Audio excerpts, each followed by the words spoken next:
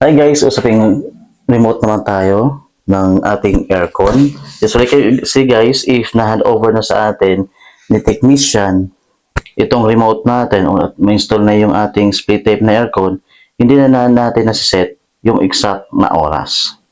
No? Kung sa ngayon, yung oras ngayon is 8:50 na ng gabi. So balit itong nasa remote natin is 5:20 pa lang ng hapon. So paano po yun i-set natin? So ganito po yan guys. So, kuha lang kayo ng ganito, yung pang-open ng cellphone o yung mga pin, no? And then, tusok lang natin dito sa reset button. Okay, diin na lang natin. Ganyan. Kung kita natin, naka-reset na yan. And then dito guys, ito na yung time na isa-set natin yung oras. Okay? So, ganito lang yan.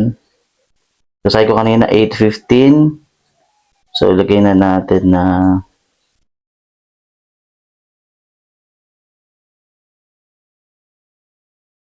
check natin yung oras. O, 8:15. 8:16 na natin. And then, set na. Okay.